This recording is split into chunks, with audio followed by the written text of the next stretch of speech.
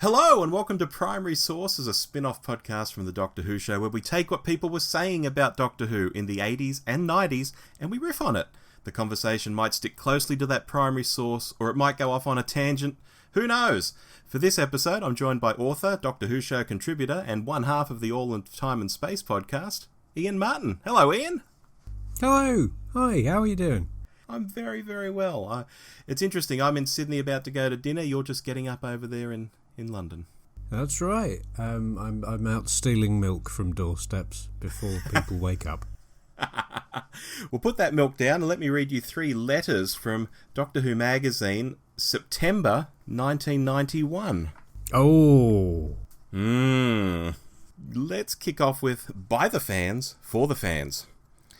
Naturally, I am delighted that DWB has been voted Fanzine of the Year by readers of DWM, and by such a large margin too, so many thanks. Equally, I'm relieved that the results make an instant mockery of a similar dubiously run fanzine survey published somewhere recently. That DWB is a fanzine, i.e. fan magazine, is a claim I frequently staunchly defend in the face of those who would tag it a commercial or profit-making concern. Such accusations frequently arise from some prominent fans, usually envious that DWB is popular enough to allow me to enable myself to produce it on a full-time basis. After all, isn't everyone's dream to have a hobby as a full-time job? Quite frankly, DWB in its present format today, which it's held for over 6 years now, would be impossible to produce in anyone's spare time, and so it cannot be unreasonable to expect that I should draw a salary from it to enable it to be produced on this scale.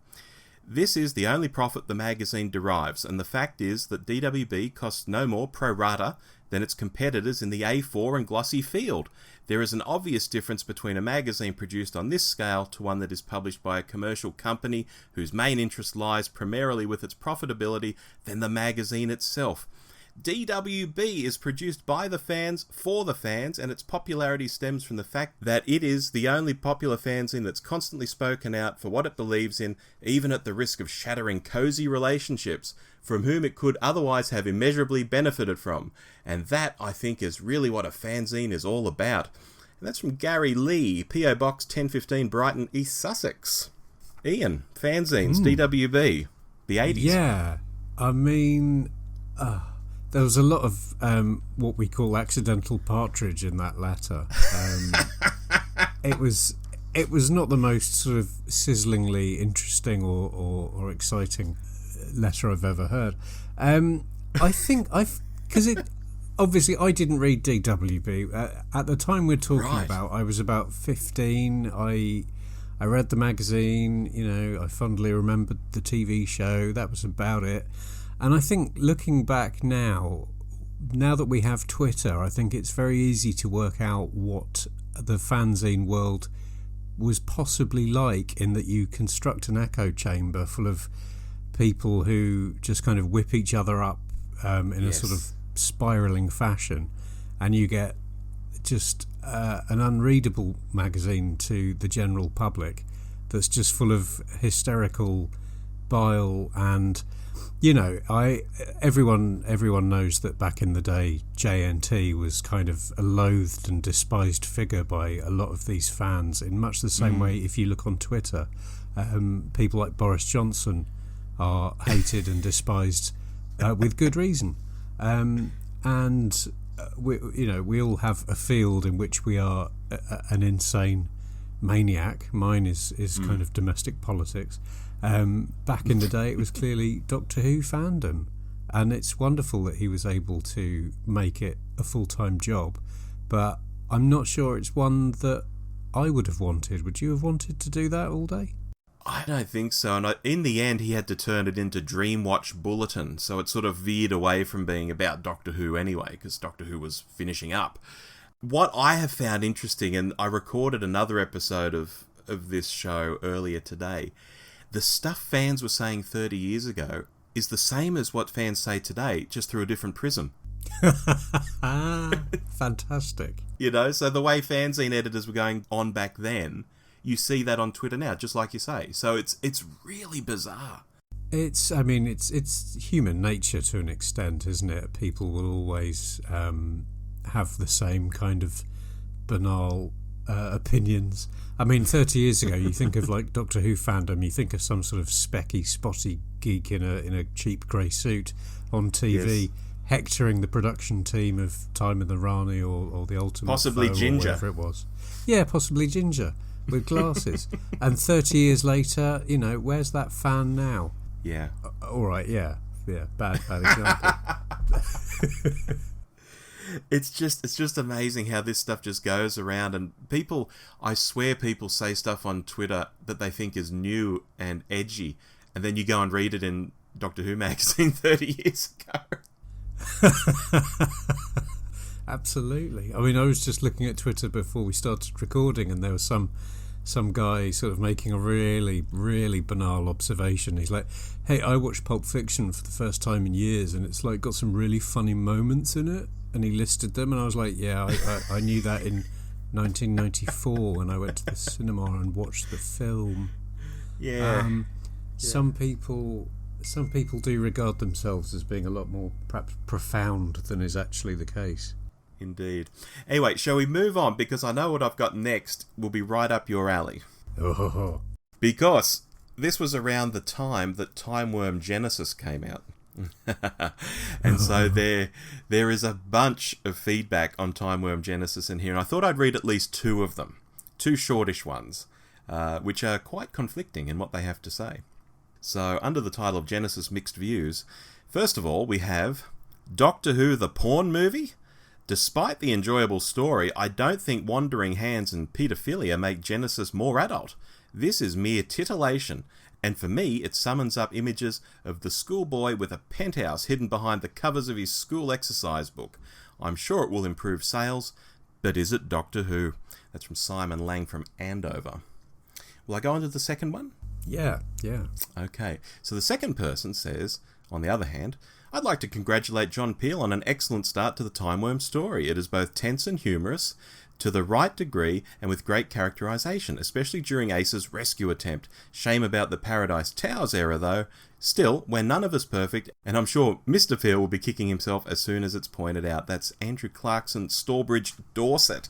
Two completely different views of this book. Yeah. Wow. There's a lot to unpack there. I love the idea of someone who's read this entire novel and his only sticking point is there was a factual inaccuracy regarding Paradise Towers. Well, the editor of Dwim has actually replied that Paul Cornell has had the opportunity to drop a line about the Paradise Towers era into his new adventure, so all will be explained.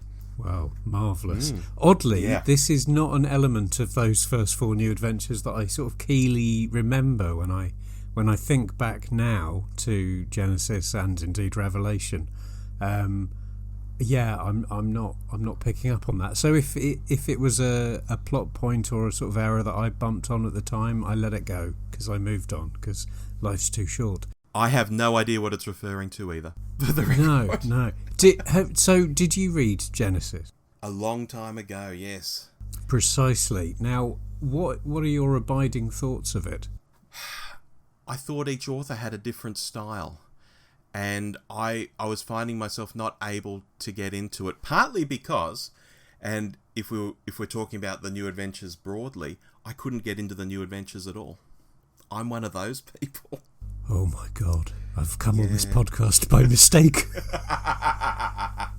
So, I mean, obviously, I absolutely loved the New Adventures. Yes. More, I suppose, conceptually than actually. I mean, of the 61 books, there are maybe 10 that were brilliant, and maybe 20 that were quite good. And there was a lot of other books published as well, shall we say? Because nobody ever sets out to write a bad Doctor Who New Adventure novel, and it would be rude after all this time to criticise anyone for being Neil Penswick. But Genesis, I thought, was... So, again, you have to bear in mind, I was a 15-year-old kid, I think, when it came out. And I found it really boring. At the time, I didn't know where Mesopotamia was. I hadn't gone and lived in that part of the world at this juncture. nothing really happened in the book. There was a lot of, as was pointed out, there was a lot of mention of breasts and wandering hands, which, let me tell you, was definitely titillating to a 15-year-old boy. Every time any of the characters got naked or did the naughty, I was in seventh heaven. But yeah, I thought it was quite a strong, self-assured way to start the books. But it you know what it makes me feel like? It makes me feel like if during the run of TV Doctor Who they'd kicked off a season with, I'm trying to think of actually I thought of a story and it's Mask of Mandragora, which they did, but it's like starting your run not with something kind of electrifying or spellbinding or fantastic or exciting or page turning or compulsive or thrilling, but with something really workmanlike and plodding and methodical and dull. It obviously worked in that a lot of people went on to read all of the books, or at least the vast majority of them. But I suppose, and certainly now, I would probably come down much more on the side of being maybe more critical of the book than I was at the time, just because I've read more and I've written more, and yeah. Yeah. No, I get you, because I was born in 75, so how old was I when these came out? This would have been maybe about 16 or so. Yeah. And so the series had ended a couple of years earlier. I was 16. I was like learning to drive. I was interested in girls. And then Doctor Who popped up in novels, and I thought, well, Doctor Who isn't novels. Like, sure, there's Target novels, but that's of a TV show. Doctor Who just is a purely novel-based thing, written in this more adult way, in quotation marks. It just wasn't for me. I just didn't get it at all. Look, now I own every new adventure. I can see them from where I'm sitting. I haven't read them all, but I will one day. And I think I'll appreciate them a lot more now than I did then, even though I think that sort of pseudo-adult vibe will probably, annoy me a fair bit from time to time. But just at the time, I just couldn't get into the idea at all that Doctor Who was even going to be novels. And I say this, Kate Orman was part of our local fan group. And it was like, Kate's writing a novel. Yeah, Kate's writing. Kate wrote fiction for our fanzines and things like this. And then it's like, Kate's writing a novel. Even that didn't drag me in. That someone I personally knew had written one. That's how anti the New Adventures I was at the time. I think that's a reasonable position. I mean, I didn't question it at the time because I was very much a book person. There was nothing I liked more than strapping myself up against the radiator for 6 hours and reading a book from cover to cover. So the fact that Doctor Who was continuing, brilliant. The fact that it was in books that I had access to, brilliant. If it had been sort of resurrected by some kind of satellite TV production company in 1991 and was broadcast on something I didn't have access to, I would have been devastated. So this played right into my hands, and I think the New Adventures have probably not aged well, in terms of there was a lot of kind of 90s references, and pretty much every chapter title was, Live Forever or Wonderwall or Don't Look Back in Anger, The Doctor's Country House, things like that, which possibly now out of context won't work and will just look slightly twatty. But Kate Orman's books, on the other hand, I think like Andrew Cartmell's War trilogy, I think Kate Orman's books transcended that kind of studenty attempt at being sort of clever and snarky and sort of satirical, and I think would absolutely stack up now. And I haven't read, I'm trying to think the last time I would have read a Kate Orman, but it would have been maybe 15 years ago now. But she was great. Cornell was hit and miss, and perhaps not as awesome as he's often painted. A couple of his books were great. Andrew Cartmell, for me, was the best, because I think his writing was the least kind of artful, the least pretentious, and the most sort of honest and straightforward, which made it, I think, closest to a Target book or what you would have got on television in the first place. So I think that's where the range was strongest, and when it was trying to be clever and trying to be funny and arch and ironic, it wasn't so good. In passing, what I would say, because you mentioned there were some Target books you hadn't read yet, some New Adventures you hadn't read yet. Have you read Strange England? No. So, right, at the time that one came out, I thought it was the worst thing I'd ever read, and it was like the lamest idea and the most poorly written nonsense, and I was so against that one. And now I think that would probably make the best episode of New Who there's been since the Moffat era. Oh, really? So it's lovely. You just need to be a grown-up when you read it, not a 15-year-old kid. But dig that one out, give it a go. I will do. Shall we move on to our third and final? Yeah, let's do that thing. Okay. This one's called Ignoring the Obvious. Regarding action, not words, You on Who, Doctor Who Magazine, issue 175. As a sick whiner, I wish to protest, not at being called such by Ruth Hanley, but her accusation that alleged fans like myself who complain about recent Doctor Who are the people who have damaged the program. Why do you keep watching, she asks. I can't speak for others, but I watched Doctor Who until the last millisecond of survival because I liked it. This, however, does not make me blind to Doctor Who's faults, no matter what its age, and I resent the seemingly growing attitude that criticising them makes me a non-fan, but also one of the programme's assassins. Let me assure all who espouse this belief that criticising Doctor Who hasn't killed it. Those who suspended the series frequently show they aren't concerned with our views because, let's be fair, they must administer licence payers' money to the benefit of all, of which we Who fans in the UK, because the BBC considers itself not directly responsible for overseas audiences, are a microscopic minority. They also aren't so stupid they can't spot duff programs for themselves, which doesn't stop them showing them when they're popular, and which would be deceived by our unequivocal praise. If anything, the "shh, you're spoiling it for everyone else" tactic would convince the BBC of our philosophical immaturity and confirm their belief that we should be ignored. Besides, it's not the nostalgic screeching that's illogical, but this childish theory. Surely, if every member of the Doctor Who audience told the producer it was brilliant no matter what, we'd see any mistakes continually repeated and multiplied. I, for one, do not relish having to watch more badly paced, poor television, such as Battlefield, Ghostlight, and The Curse of Fenric. There's a big call there, by the way. It is not only the right of any fan to whinge, but the duty. Whinging alone is deconstructive, but whining keeps production teams on their toes, if justifiable, and they should never be denied the carrot on a stick type of praise. That's Nigel Boone from Belfast. Yeah, I'd really like to hang around with him at a party. Perhaps we could get trapped together in the kitchen for 3/4 of an hour, and I could feel my legs going numb. Fandom or the kind of devotee of absolutely anything will inherently criticise it. I mean, you know, literally just before we started recording, I was on the BBC Formula One website seeing if Red Bull were going to drop Christian Albon yet, because he's not a very good driver.